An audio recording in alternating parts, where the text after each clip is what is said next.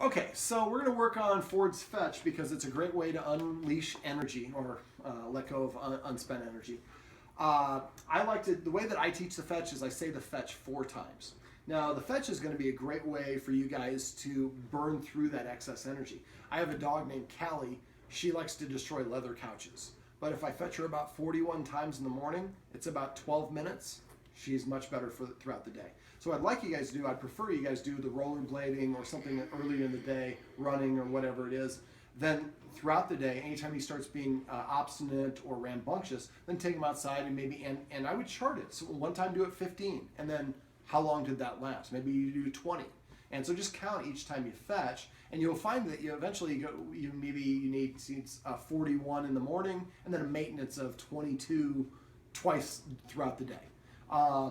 So that's basically come up with and journal it. Start yourself. Just get a little assignment notebook and just write and just grade the day A, B, C, D, F, and then that way you can kind of figure out what the butter zone is.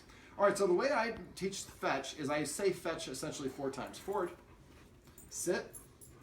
We're gonna fetch. So I always put the dog in a sit first, and I wait for them to return to a calm state. Some dogs, especially retrieving dogs, are just in such a focused, hyper state of alert that they drown everything else out. While it's good, and you mentioned that's kind of Ford's case, with the ball.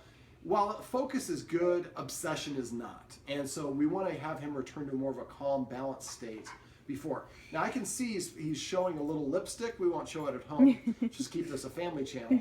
But a lipstick, if a dog is emitting a little bit, that means they're excited and not in a sexual way.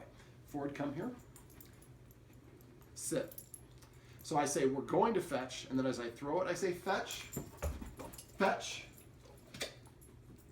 fetch.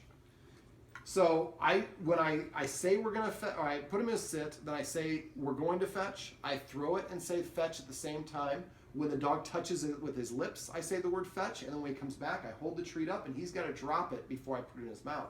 As you notice, I didn't try to take the item.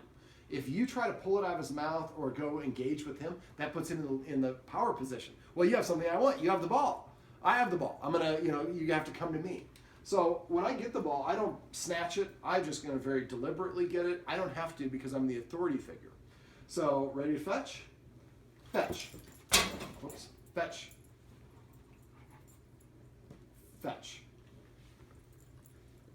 So I provide the affection first before and the reward, and then I get the ball. So a lot of people, they go for the ball too fast, and that puts the dog back in guarding mode. Sit. Come here. Sit. Fetch. Fetch. Fetch. So you mentioned that he drops the ball away from you, you have to take it out of his mouth. Now he's freely giving it up because we have something better than what he has. Mm-hmm. So that's basically a quick little tutorial on how to teach your dog to fetch.